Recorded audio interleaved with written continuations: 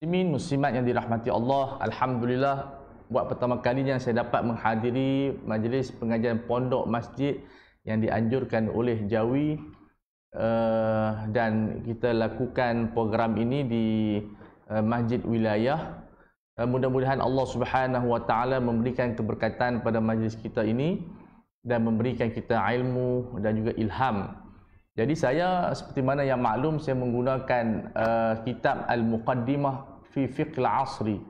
Al-Muqaddimah fi Fiqh Al-Asri karangan guru saya Al-Allamah Dr. Fadlul Abdullah Murad, yang merupakan kitab ijtihadat yang bersifat moden, kontemporari, dan saya memanfaatkan perbincangan kita ini dalam bentuk perbincangan Al-Fiqh Tibbi, fiqh perubatan, yang pada 2 minggu lepas telah diuraikan oleh sahabat baik saya Al-Fadhil Ustaz Faizul menggunakan buku saya. Jadi saya akan ulang supaya tidak berlaku apa pertembungan, dan ini merupakan perbincangan fiqh perubatan yang boleh diambil faedah oleh mereka yang bekerja di hospital, mereka di klinik, dan mereka yang juga berkerjaya sebagai pelajar-pelajar perubatan, turut serta pesakit-pesakit ataupun mereka yang memerlukan bantuan daripada kesihatan dalam bentuk fiqh, dan juga kerajaan untuk melaksanakan dasar hospital mesra ibadah yang selalu dianjurkan oleh sebahagian hospital kerajaan seperti Hospital Sungai Buloh, Hospital Sultan Ismail di Johor, di Kedah Sultanah Bahiyah, yang saya pernah terlibat dengan mereka juga di Taiping, di Ipoh. Mereka melaksanakan program hospital mesra ibadah, dan kita insya-Allah boleh bekerjasama untuk menyelaraskan fiqh ini bersama dengan gerak kerja perubatan supaya menjadi satu gerak kerja yang seiringan untuk kita melaksanakan perintah Allah Azza wa Jalla. Jadi konsep yang disebut oleh Al-Allamah Dr. Fadlul Abdullah Murad, di mana beliau menyebut wa man ahyaha faka'annama ahyana sajami'a. Siapa yang menghidupkan nyawa, itu teras perubatan. Siapa yang menghidupkan nyawa seolah-olah dia telah menghidupkan seluruh nyawa. Dan ini jasa dan juga pahala yang dicapai, yang orang kata apa, diobtain oleh para doktor, nurse dan mereka yang terlibat dalam dunia menyelamatkan nyawa. Sangat besar pahalanya tuan-tuan dan puan-puan. Wa man ahyaha faka'annama ahyana sajami'a. Dan hadis yang sangat menarik dan merupakan hadis mukjizat Rasulullah sallallahu alaihi wasallam, yang mana mungkin orang tidak sedar. Nabi telah awal menerangkan bahawa satu hari nanti pasti sudah ada kemungkinan berlakunya derma organ, pemindahan dan penanaman organ, di mana Nabi Muhammad sallallahu alaihi wasallam bersabda dalam riwayat Ahmad dan ditakhrij oleh Dr. Fadlul Abdullah Murad, hadis sahih dan rijalnya adalah siqah, man tasaddaqa bi syai'in min jasadihi kana lahu minal ajri bimithli ma tasaddaqa. Siapa yang mensedekahkan sebahagian kecil daripada jasadnya yang tidak memudaratkannya, dia mendapat pahala kana minal ajri bimithli ma tasaddaqa. Dia mendapat pahala apa yang seperti mana yang dia sedekahkan daripada perkara-perkara yang lain. Subhanallah. Rupa-rupanya derma organ ini merupakan jalan bersedekah selagi mana tidak memudaratkan diri. Dan sedekah organ ini boleh berlaku ketika hidup dan juga ketika kita meninggal dunia, selepas meninggal dunia dengan wasiat yang kita tinggalkan. Dan sekarang kita boleh daftar di pusat derma organ, dan sebagian sahabat saya menjadi dutanya, seperti Imam Muda Ashraf menjadi duta kepada derma organ. Dan masih lagi kadar yang diperlukan untuk mereka yang mendaftar untuk diwasiatkan sebahagian anggota badan yang boleh digunakan untuk didermakan organ mereka selepas kematian. Dan juga sudah tentu mereka yang tidak mewasiatkan perlu meminta izin daripada ahli waris. Ahli waris, adakah ahli waris memberi. Dan memang berlaku kes yang kita hadapi, sebahagian waris mendermakan sebahagian jasad mayat anak-anak mereka kepada mereka yang memerlukan. Seperti saya pernah berforum dengan seorang pakcik ini di Negeri Sembilan, bila anak dia accident, dia rasa ada dalam accident kematian itu, dalam masa yang sama hospital tu bagi tahu mereka memerlukan hati untuk 2 patient. Jadi dia harap dengan dia mendermakan sebahagian hati anak dia ni, anak dia dapat pahala sebab anak dia muda lagi, 16 tahun mati accident. So dia menderma. Jadi mudah-mudahan derma tersebut mendapat satu pahala yang sangat besar, maknanya kita boleh guna selepas kematian kita. Dan hadis yang lain Nabi bersabda, tadawaw fa inna Allah azza wa jalla ma anzala da'an illa anzala lahu shifaan. Hadisun sahih. Berawaklah kerana Allah Subhanahu wa taala tidak menurunkan penyakit melainkan Allah taala turunkan ubat. Maknanya asbab. Di sini disebut zikru al-musabbab wa iradatul al-asbab. Ya, kita tahu dalam balaghah dia ada begitu, sebut musabbab tapi yang diinginkan adalah asbab. Dan Allah taala menurunkan asbab ubat. Ya, itu kita kena faham. Bukan maksud dia kita pergi minum air hujan ke, kita pergi makan apa-apa benda-benda yang tertentu tanpa ada kajian dan juga kita katakan analisa terhadap satu perkara. Sebab itu ubat ini mesti diluluskan oleh, contoh di Malaysia, Kementerian Kesihatan, dibuat lab, dibuat macam-macam, sehinggalah ia tidak memberi kesan yang buruk kepada anggota badan. Seperti mana yang berlaku dalam dunia vaksin ini, dites walaupun dia agak gharib ataupun asing daripada kajian kebiasaannya 5 tahun, kerana kesuntukan masa kita menjadi pandemik satu dunia, mereka buat dalam tempoh setahun lebih. Sebab itu ada isu, tapi mudah-mudahan kita tengok 3 hanya terkesan daripada vaksin 3.5% saja seperti yang disebut oleh Menteri Kesihatan. Tapi kesan yang kecil seperti muntah, demam, pening kepala, loya, dan itu kita boleh anggapkan sebagai perkara yang kecil yang tidak memberikan kemudaratan yang tinggi.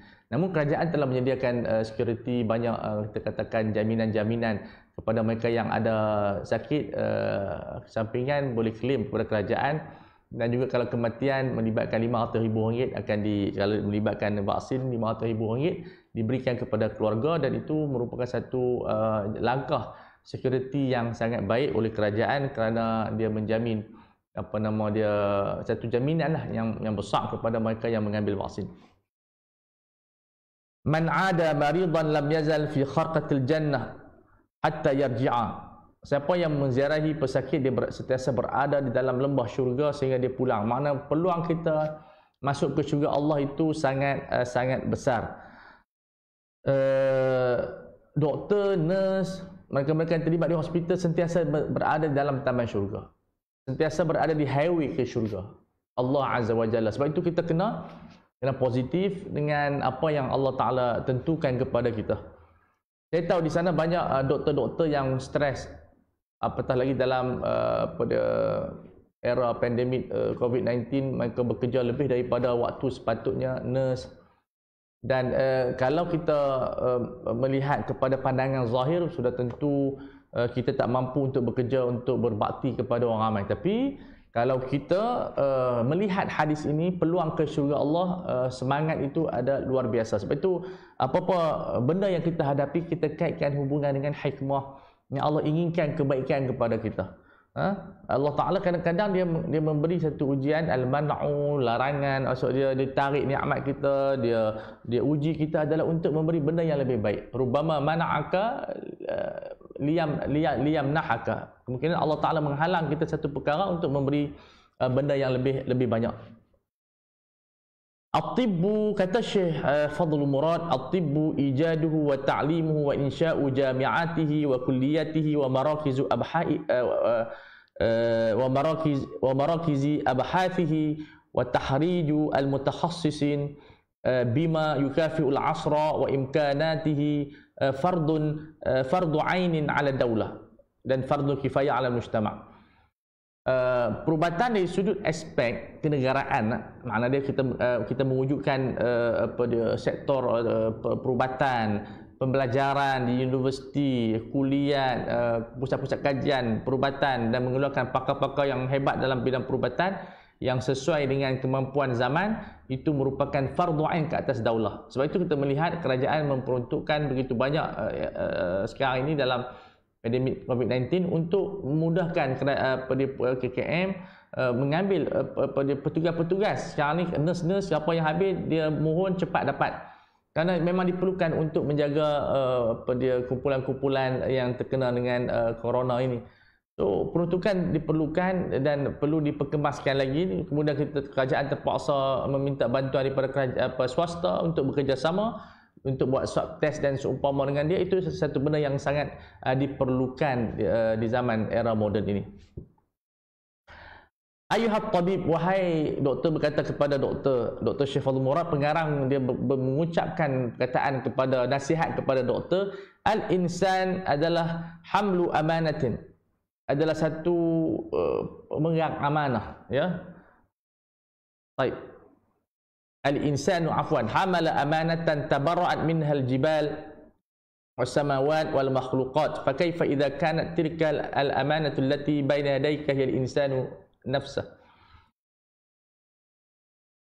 Insan memegang amanah yang mana ditolak oleh bukit, bulan, langit, makhluk, semua tak mau terima amanah ini.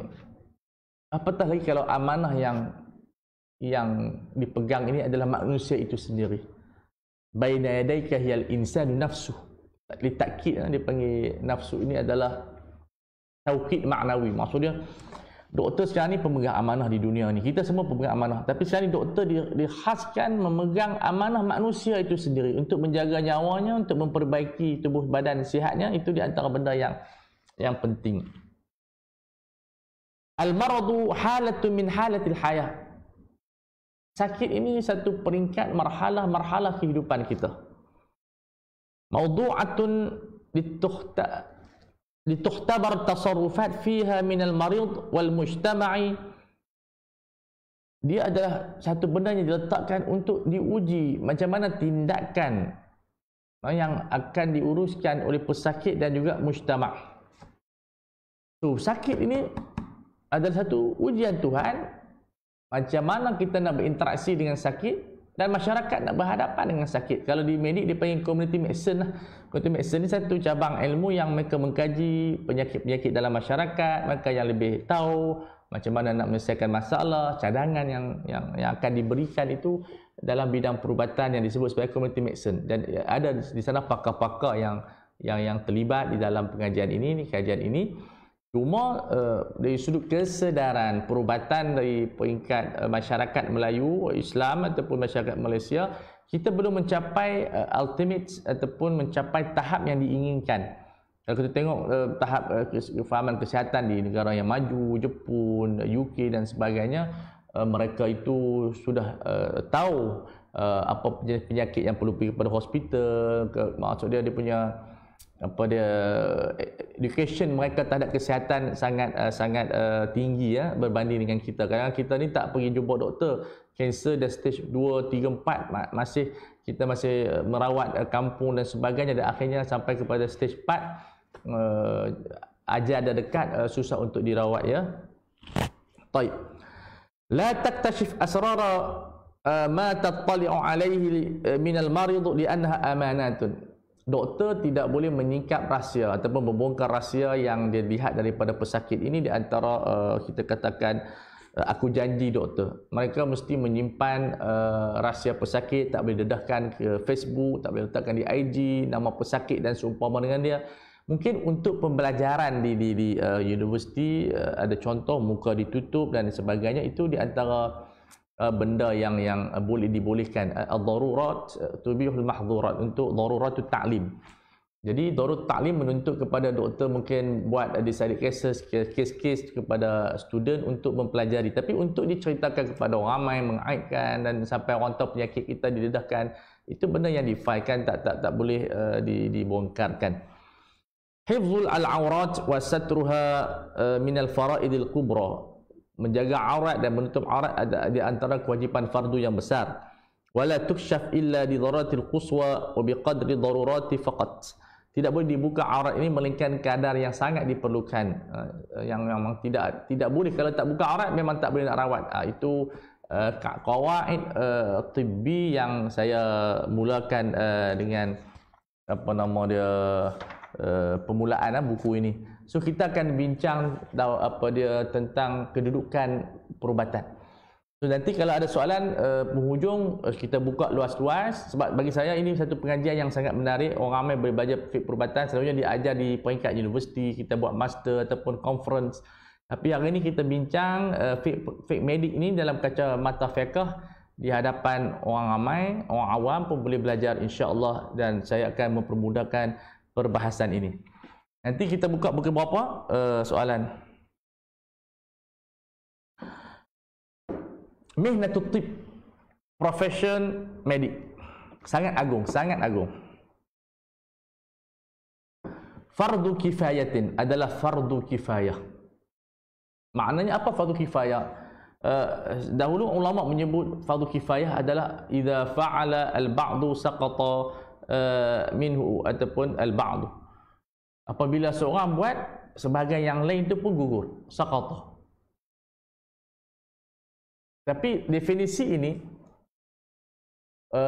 dia menyebabkan kadang-kadang orang yang pasif ini berfikir tak apalah, kita tunggu orang lain buat, aku tak payah buat.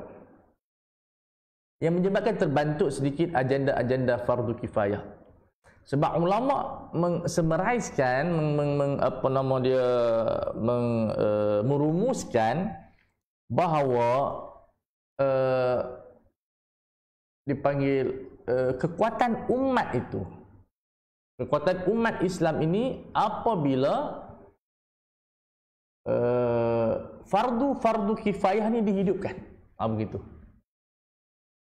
Kekuatan umat ini ya dapat dikembalikan bila kita semua menghidupkan fardu kifayah. Engineering, medik, accounting, law, fizik, kimia, agama, fatwa, semua bidang yang dianggap sebagai fardu kifayah, barulah umat ini mencapai dia punya kegahan dia itu, kehebatan, haibah dia itu.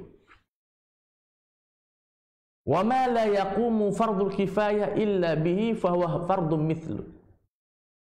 Fahuwa fardun mithlu. Satu benda yang tidak dapat dicapai fardu kifayah, maka dia telah menjadi kefarduan kepada orang yang mampu melaksanakan fardu tersebut. Sebab itu saya tertarik dengan pandangan al-allamah al-marhum Syekhuna Dr. Taha Jabir Al-Alwani rahimahullah. Bila dia kata fardu kifayah ni, maksud dia adalah fardun mutakafilun. Al-ummah mutakafilatun fi ijadi syai'in ma atau fi'lin ma. Iaitu semua umat bertanggungjawab. Kita umat Islam kakulliha bertanggungjawab untuk melahirkan tokoh-tokoh dalam setiap bidang. Maknanya kita semua berfikir cuma di segi pada implementary itu orang tertentu. Cuma kita kena berfikir, kalau kita rasa sekarang kita kurang pakar ahli perubatan yang boleh buat vaksin, kita kemukakan kerajaan perlu membelanjakan wang sehingga kita mampu untuk melahirkan pakar-pakar kaji yang boleh melakukan kajian vaksin dan menghasilkan vaksin sendiri tanpa kita bergantung kepada China, kepada Eropah dan Rusia dan sebagainya. Itu maksudnya. Kita semua bertanggungjawab, dan jangan orang yang dalam perubatan kata hampa saya memang pandai. Dah. Bukan masalah saya memang pandai.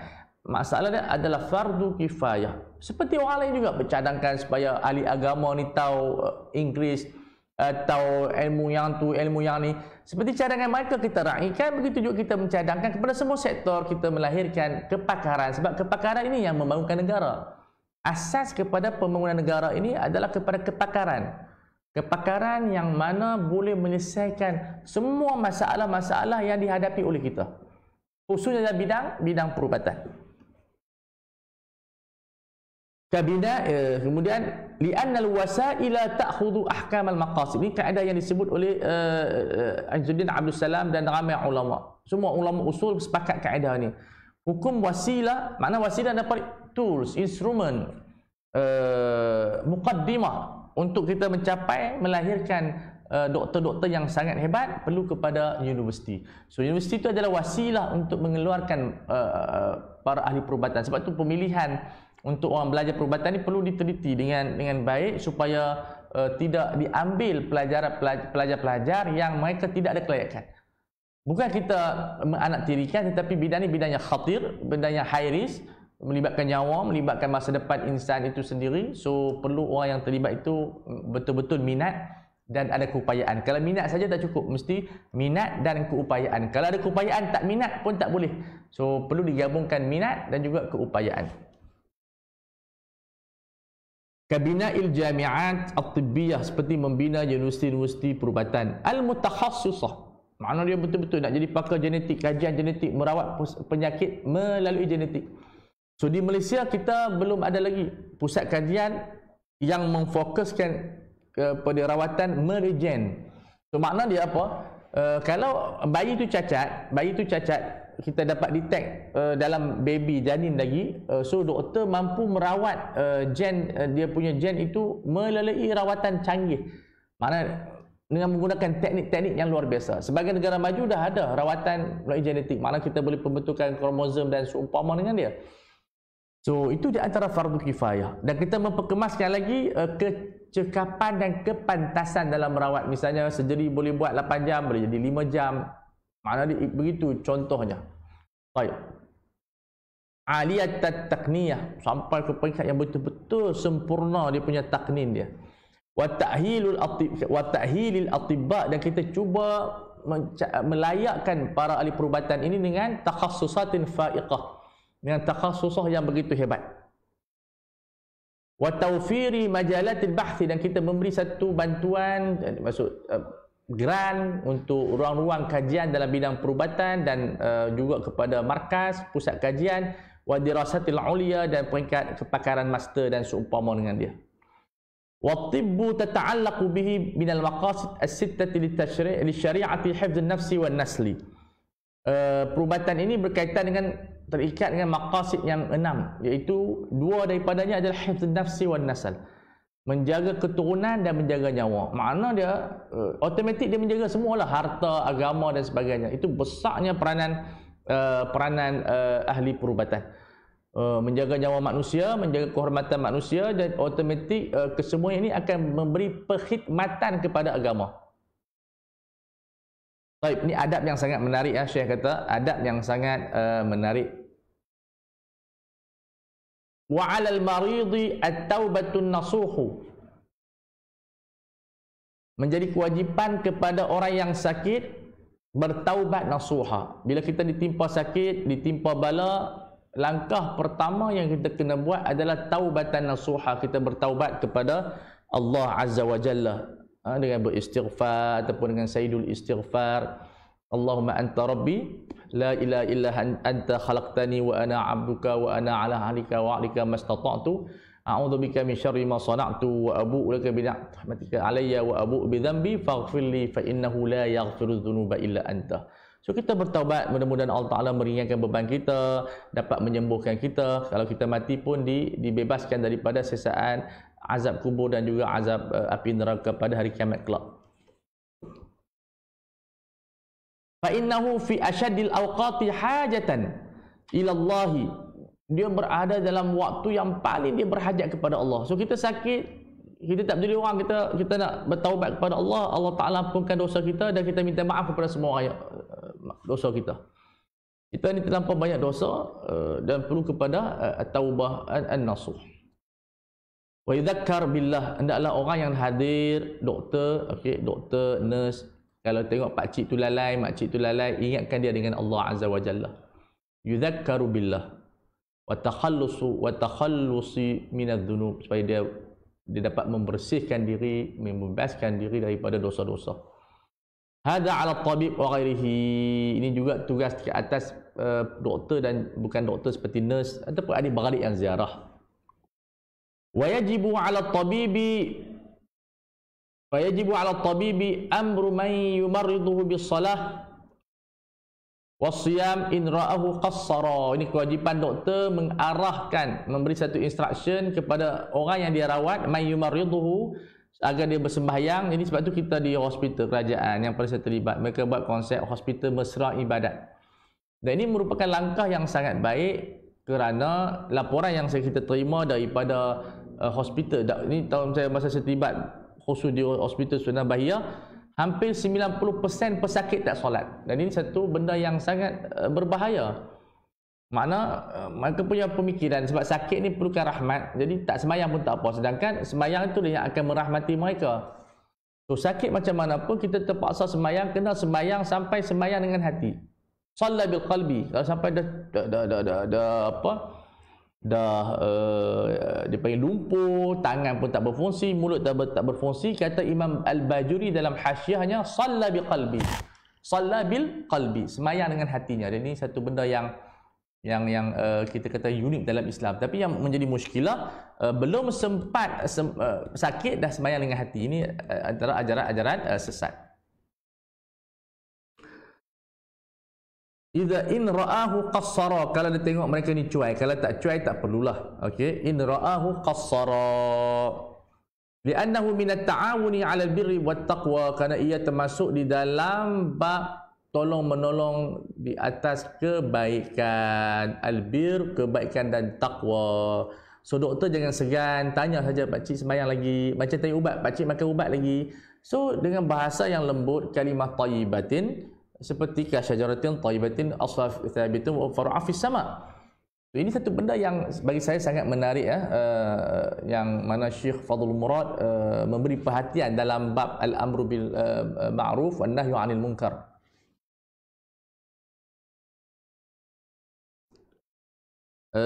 Wali'annahu minal amri bil ma'ruf wan nahyi 'anil munkar wa minat tanasuh, termasuk di dalam bab tanasuh yang disebut dalam Al-Quran surah Wal 'Asr, wa tawasaw bil haqqi wa tawasaw bis sabr. Kadang-kadang kita nasihat doktor, kadang-kadang doktor nasihat kita, itu satu benda yang normal.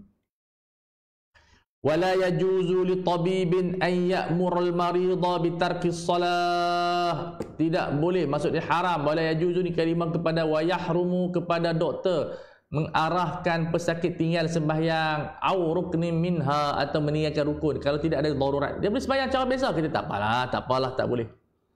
Doktor Muslim perlu peka isu ini. Sebab tu kita nak hospital dan juga hospital swasta mesti alert dan aware terhadap isu ibadat pesakit. Ya, kita ada pahala kita, portion pahala kita merawat, insya-Allah ganjaran ajran azima. Tapi kita kena ingat, kita masih ada hubungan dengan Khaliq. Kita masih ada hubungan dengan Tuhan kita yang memberikan kita nafas, yang memberikan kita oksigen, yang memberikan kita ilham, yang memberikan kita ilmu. Atau tarkis siyam, so berhenti, tak payah puasa lah hari ni, tak boleh. Tak ada sebab apa nak kena buka puasa, tak boleh.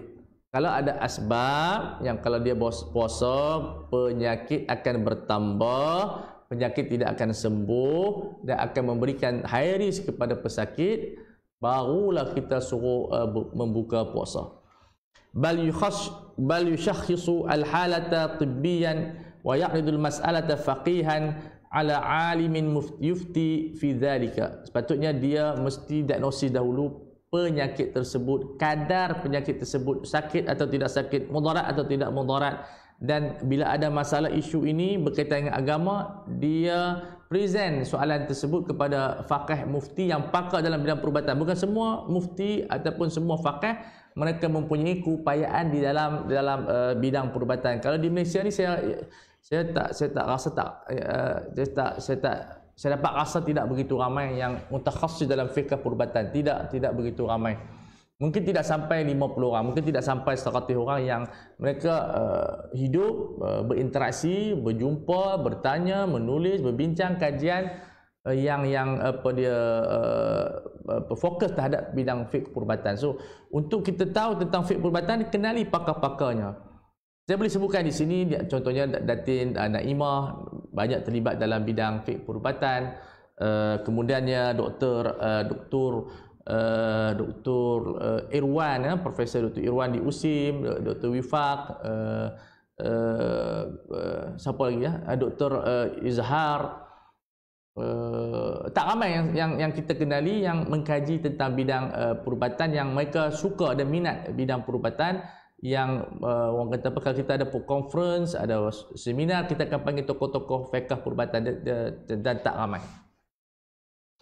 Baik.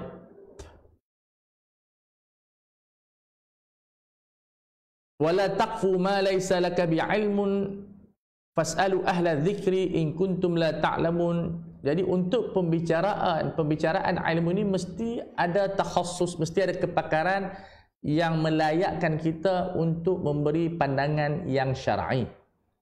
Sebab kita nak mengeluarkan pandangan syar'i, sudah tentu pandangan syar'i itu terikat dengan qawaid, terikat dengan disiplin, terikat dengan manhaj, gabungan dengan maklumat yang doktor berikan, sehingga kita dapat tasawur, idrakul waqi', kita dapat faham jelas hakikat kes tersebut, diagnosis dengan tepat.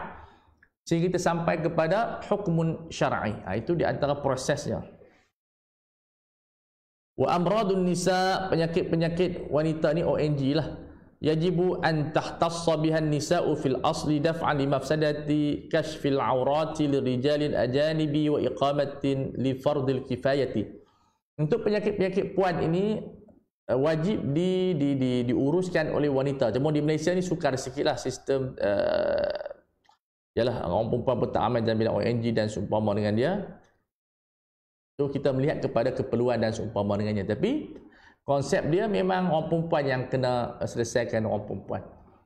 Cuma apa nama dia, kalau benda itu sama kepakaran, kita ambil yang tenang di jiwa kita. So, kita tengok bagaimana Rasulullah menyuruh Ummu Salamah pergi berbekam dengan seorang sahabat untuk membekam. Bekam selalunya kita nampak aurat. So, bagaimana pula rawatan yang lebih penting dan lebih berisiko daripada berbekam. Tentu kita meringankan beban. Tapi al-aslu begitu. Tapi untuk kita praktis di Malaysia, untuk cari semua hospital perempuan, itu satu benda yang sangat sukar, dan sukar menjadikan dia umum balua. Kita mengambil pandangan yang mudah untuk menyelesaikan masalah-masalah penyakit wanita. Tapi insya-Allah di hospital kerajaan kita lihat prosedur dia punya apa nama dia, pendekatan dia, insya-Allah saya rasa no issue lah untuk dikatakan tidak patuh syariah. Kalau ada pun sikit kita boleh perbetulkan, ya. Baik. Wa tukhassasu lahu ahsiyatun li'anna al-mar'ata 'aradun, ataupun li'anna al-mar'ata 'irdun wa yahrumu kashfu 'awratiha illa li zawjin la li ghairihi walau kana akhan aw mahraman. Jadi perlu ada satu pengkhususan kepada mereka yang mana wanita ini dia adalah kemuliaan, irdun, dia satu benda yang bersifat kemuliaan, benda yang patut kita jaga dia punya irdun dia, aib dia. Jadi perempuan itu sendiri adalah barang yang perlu dijaga, dia adalah irdun. Dan diharamkan membuka auratnya. Seluruh auratnya tidak dapat dilihat oleh siapa, melainkan suaminya. Illa li zawjiha, melainkan untuk suaminya. Untuk orang lain tak boleh, hatta kepada abangnya, kepada bapaknya, ataupun disebut sebagai mahram dia. Untuk mempertunjukkan aurat mughalladhahnya ataupun aurat mukhaffafahnya tidak dibolehkan, hanya untuk suami saja. Jadi kalau begitu rupanya, bagaimana kalau nak tunjukkan pada doktor, mesti ada hajah mulihah ataupun hajah yang perlu. Makna rawatan itu memang perlu. Kalau tak buat rawatan sedemikian rupa yang menuntut kepada membuka aurat, itu akan membawa kepada kecelakaan ataupun pertambahan penyakit, ataupun akan mendatangkan masyaqqah, ham kepada pesakit wanita tersebut.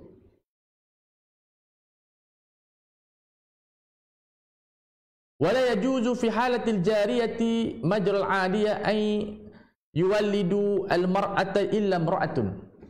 Subhanallah. Mengikut pandangan Syekh, dia kata ketat sikit.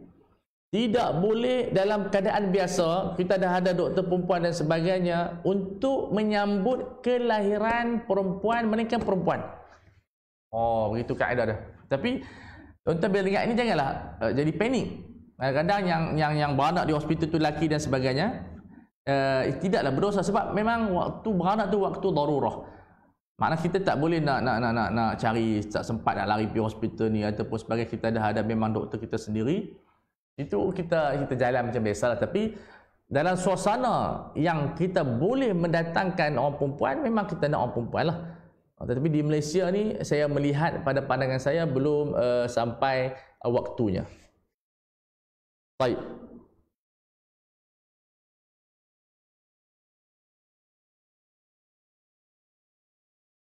Allahu Akbar.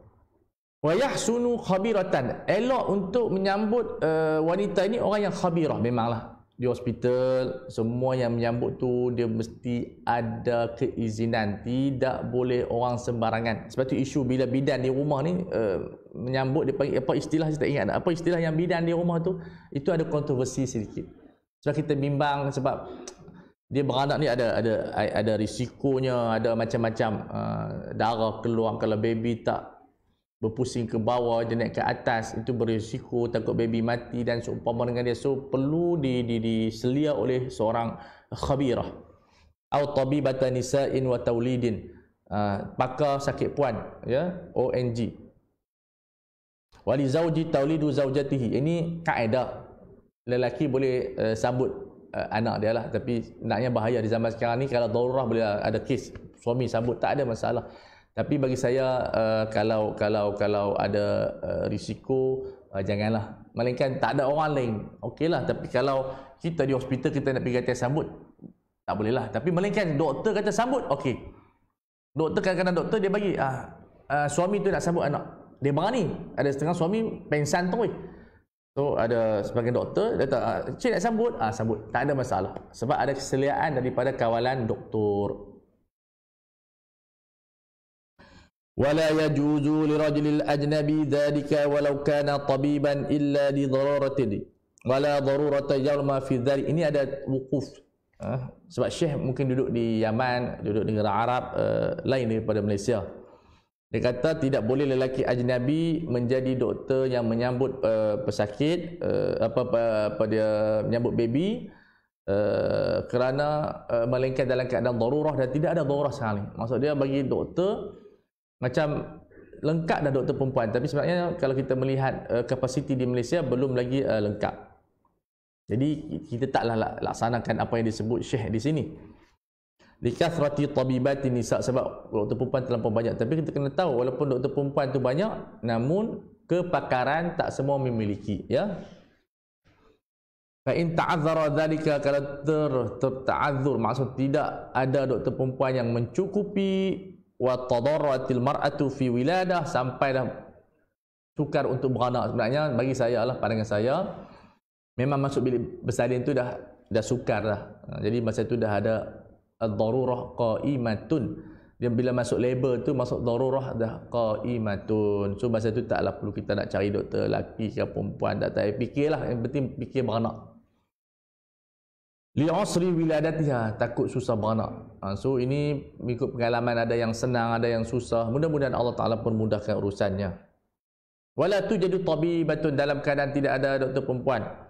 Au tujadu wala yusmah zamanun bidhahab, ada tapi tak sempat nak pergi, banyak patient. Itu berlaku di hospital lah. Doktor perempuan ada 2 je, beranak ramai. So itu dimaafkan. Bidhahabi ilaiha fayadhhabu biha walau ila tabibin ajnabiyyin litaulidiha daf'an li dararil balighi anha. Jadi kita boleh bawa orang perempuan itu kepada lelaki untuk menerima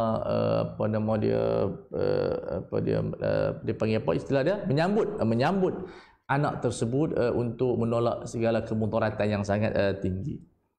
Kerana kaedah menyatakan wa daruratu tubihul mahdhurat, darurah itu mengharuskan benda yang terlarang. Faman itturra ghaira baghin wala 'adin fala ithma 'alayhi innallaha ghafurur rahim. Siapa yang ditimpa kemudaratan tanpa ada sebarang melampau, kita katakan makan tak lebih, tidak melebihi had, maka tidak berdosa kalau dia mengambil benda yang haram. Itu kadar yang diperlukan. Sebab apa? Tuqaddaru biqadriha wa tuqaddaru daruratu biqadriha, bukan biqadariha. Biqadar tu takdir, qada dan qadar itu, tapi biqadriha, bihisabiha, dengan kadar dan sukatan yang diperlukan sahaja. Wala yuzadu 'alaiha, tidak ditambah. Karena buka sekali mana yang perlu saja.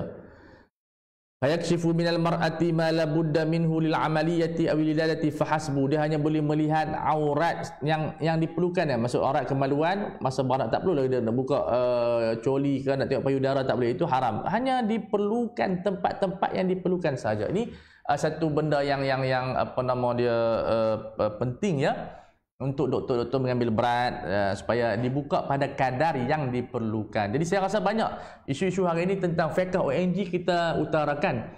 Jadi kita ada masa beberapa minit lagi, saya teruskan sedikit, lepas tu kita buka soalan kepada tuan-tuan dan puan-puan untuk bertanya tentang isu yang sangat high risk ini, ya. Kita akan habiskan, kita ada 8 lagi kelas, 8 kelas, 7 lah, ini Mana? Ini yang 19 ni ke-8, ada 7 kelas lagi insya-Allah. So saya harap semua boleh stay sampai tamat pengajian kita bulan 8, kerana tuan-tuan akan tamat pengajian dengan saya semua pengajian fiqh medik dalam buku ini.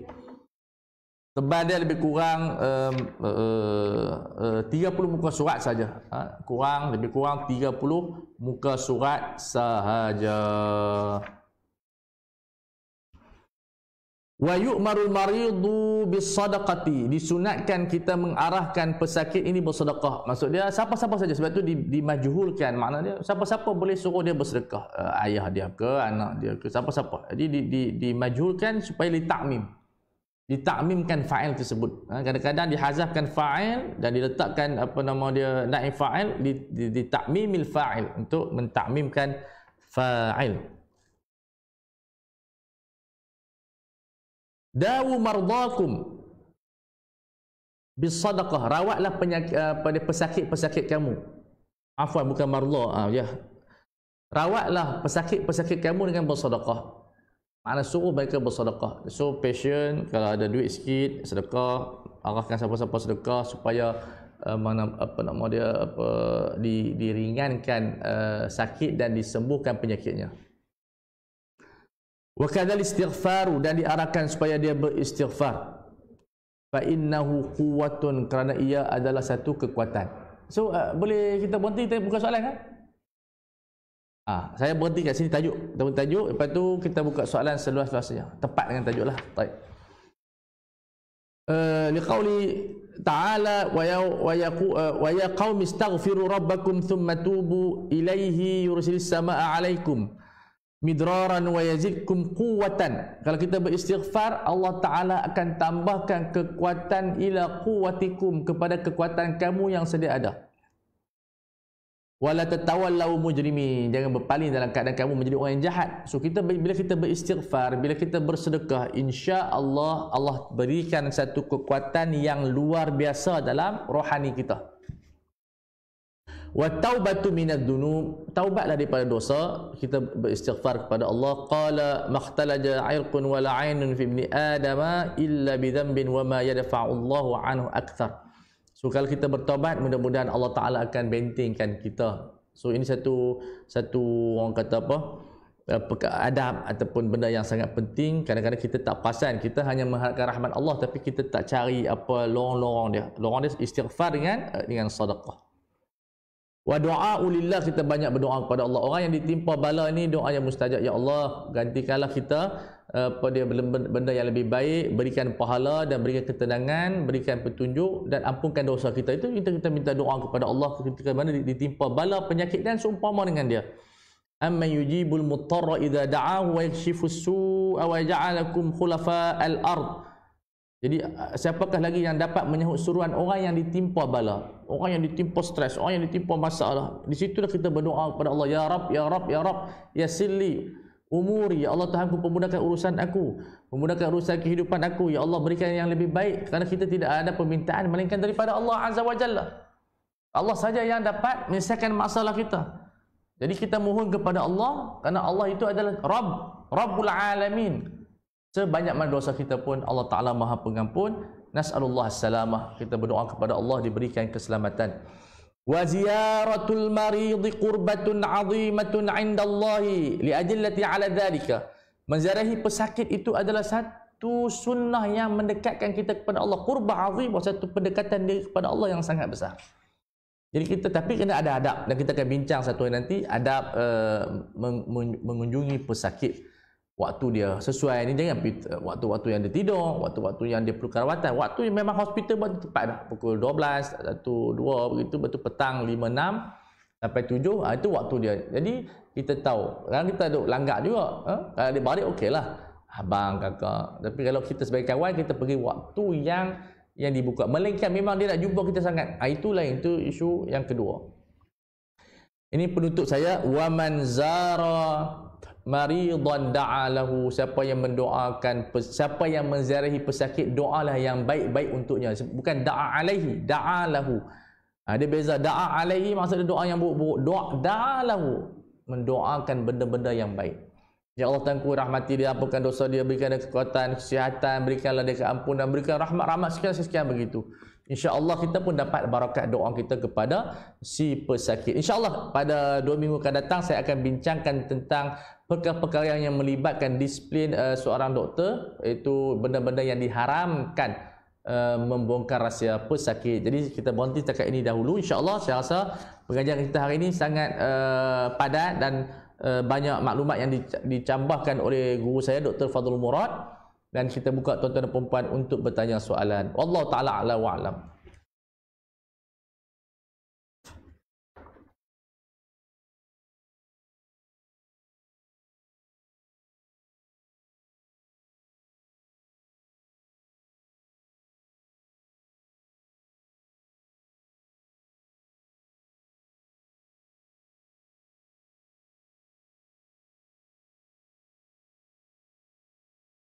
Ada soalan?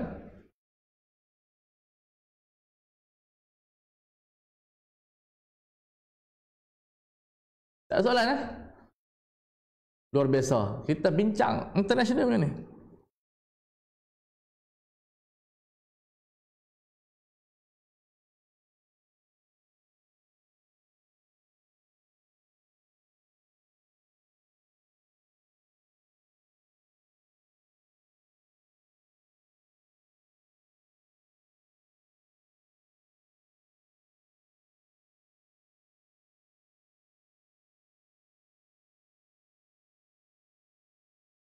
Ada. Bila umat Islam waqaf. Sebab waqaf. Baik, wakaf ini satu endowment yang bagus untuk kita menggerakkan umat itu bidang kuasa kerajaan dan masyarakat. So, tapi di Malaysia undang-undangnya kuasa satu-satunya punca kuasanya adalah majlis agama. So majlis agama yang banyak membangunkan. Kalau kita di Kuala Lumpur ni mawib lah, dan akan diuruskan dengan yang baik, insya-Allah. Mudah-mudahan wakaf kita di Malaysia dapat digunakan yang lebih cemerlang dan gemilang, insya-Allah. Okey, silakan Daliana. Keadaan daurat baru boleh doktor lelaki. Daurat ataupun hajah, mana dia ada risiko sakit bertambah ataupun tidak melibatkan nyawa sahaja, tapi kalau sakit akan bertambah dan itu diperlukan untuk diagnosis. Misalnya kadang-kadang payudara untuk cek kanser dan sebagainya, kita pergi hospital tak ada orang lain melainkan lelaki, itu dibolehkan untuk kita nak tahu, takut ada kanser walaupun taklah mati lagi, tapi kanser tu penyakit yang berbahaya, itu insya-Allah diharuskan juga. Itu pun dianggap sebagai pengharusan, ya, darurah, sebab dia tak ada hari itu. Okey, okey. Jelas dia Lena? Kalau kata jelas, tulis jelas. Begitu. Sebab kita tak ada ambil call kan? Tak ada ambil call. Tak ada ambil call.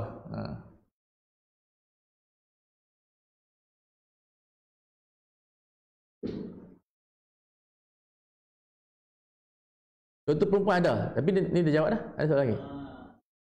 Yang ni dah jawab dah.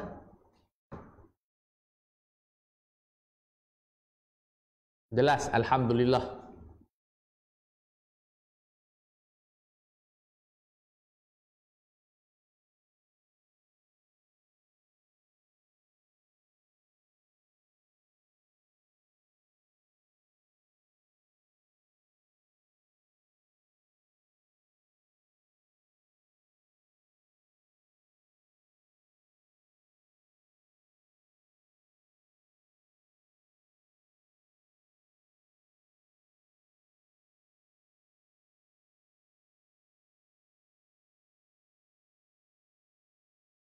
Mardiah. Hashim, tak ada soalan apa. Kita ada masa berapa minit lagi? 10 minit. Kita 15 minit kita buka soalan.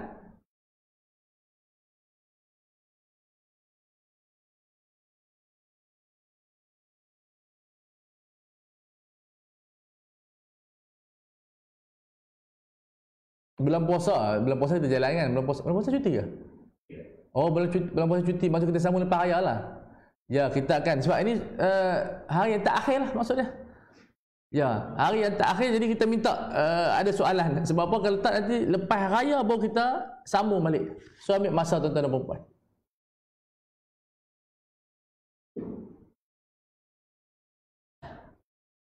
Tak apa, saya tunggu, tak apa. Hmm.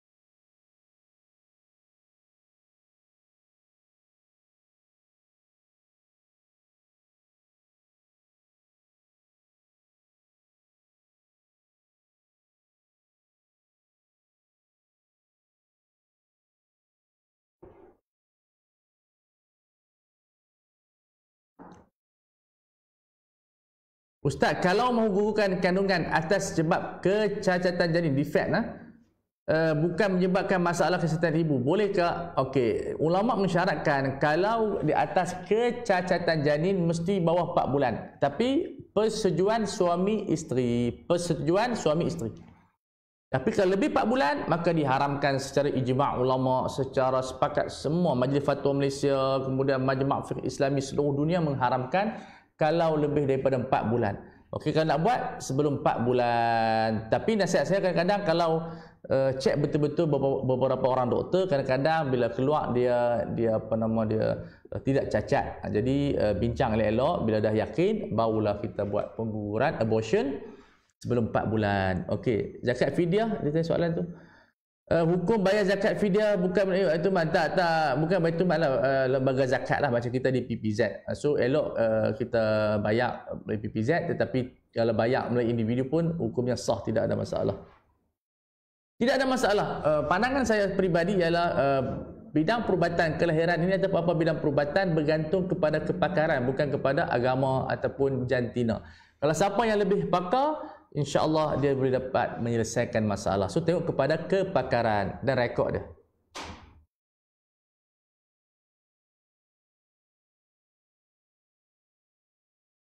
Untuk pelajar syariah, kita apa yang cocok untuk fiqh temporari, iaitu buku Al-Allamah Dr. Ali Al-Qaradari Al-Qadaya Al-Tibbiyah Al-Mu'asirah. Dia ada lebih kurang 500 muka surat, dan saya pun ada tulis buku kecil fiqh perubatan, boleh saudara ambil insya-Allah.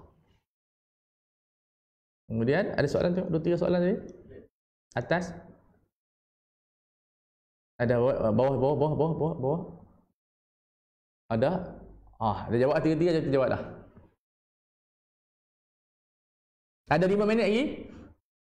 Ni apa hukum pakai pas asma MDI waktu bulan puasa dan pakai gas nebulizer di Jabatan Kecemasan waktu bulan puasa, batalkah pesakit? Ya. Untuk mazhab Syafi'i dia adalah batal. Ya, dia sebab dia masuk ke dalam rongga. Kalau mengikut fatwa mazhab Syafi'i dan kebanyakan mufti-mufti di Malaysia, penggunaan gas sedemikian rupa yang masuk melalui mulut itu adalah membatalkan puasa. Tapi nanti habis bulan puasa dia qada balik pada hari-hari yang berikut. Okey. Tapi untuk orang asma yang memerlukan hari-hari dia memerlukan, kalau dia menggunakan pandangan yang saya create, iaitu dia puasa juga, dalam masa yang sama dia bayar fidyah. So dia gabung di antara dua kewajipan, jadi selesai masalah. Berdapat tak puan?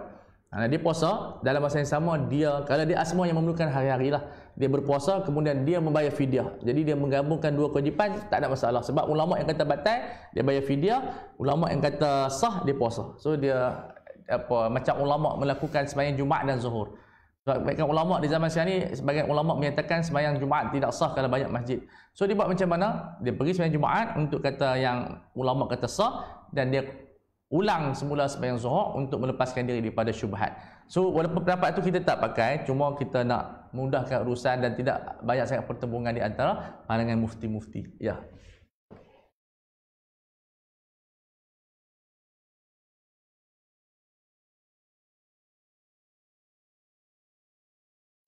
Kita ada lagi 5 minit.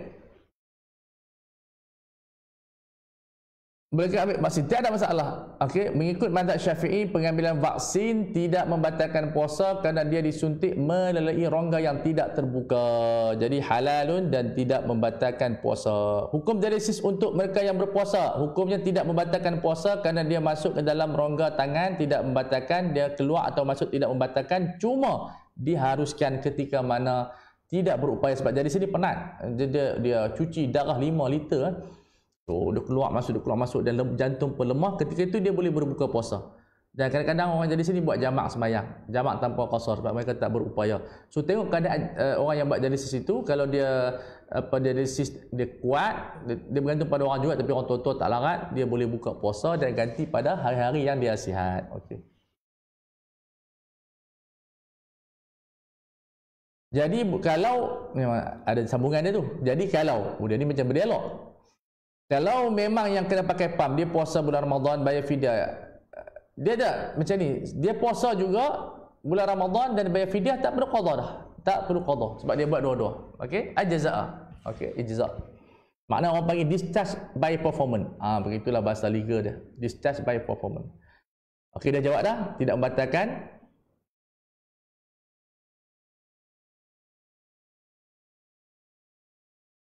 Kita ada lagi 3 minit. Kalau tak, saya akan buat kesimpulan.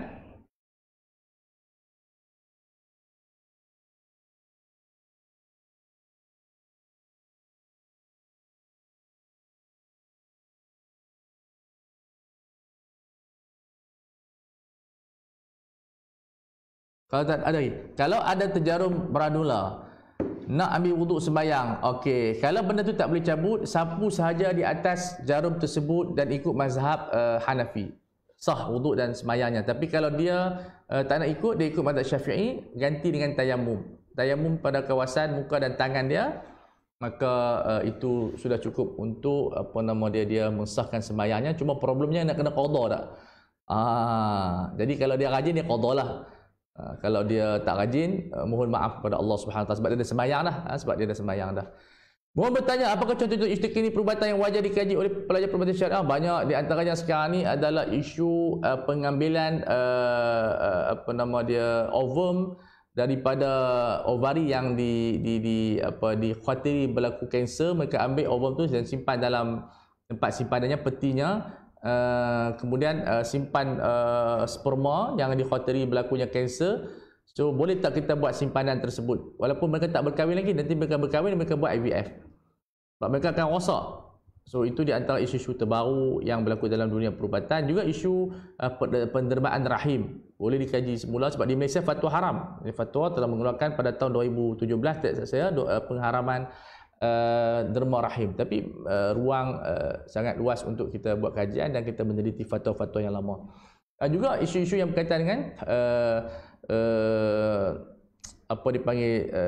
bidang-bidang kosmetik dan seumpama dengan dia, dan benda-benda yang melibatkan kita katakan ubat-ubatan, khinzir dan seumpamanya dengannya, boleh kaji lebih mendalam untuk kita melihat sejauh mana kadar yang boleh digunakan. Autism tak wajib puasa. Tengok je autism yang faham, dia faham apa itu puasa, dia wajib. Kalau dia tak faham, maka digugurkan kewajipan kepadanya. Tidak ada apa-apa. Kalau buat puasa rahim ada dimasukkan alat dalam kemaluan.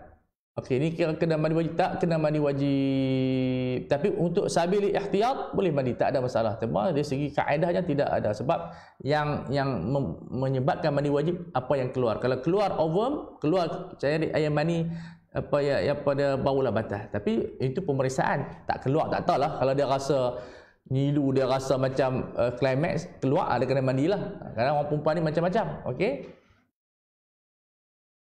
Okey, kalau tak ada apa-apa dah, kita dah sampai penghujung. Alhamdulillah kita berjaya pada hari ini memberikan sedikit muqaddimah fiqh perubatan, dan kita masuk dalam fiqh ONG sikit, amradun nisa dan beberapa etika, dan kita akan sambung lepas raya ni insya-Allah bab-bab tentang perubatan yang berkenaan dengan simpan rahsia. Banyak lagi sebenarnya, derma organ, cabut life support, lebih kurang ada mungkin 40 masalah dalam buku ini yang kita akan bahaskan pada masa akan datang. Wassallallahu ala sayidina Muhammad wa ala alihi wasallam. Alhamdulillahirabbil alamin. Wassalamualaikum warahmatullahi wabarakatuh. Terima kasih.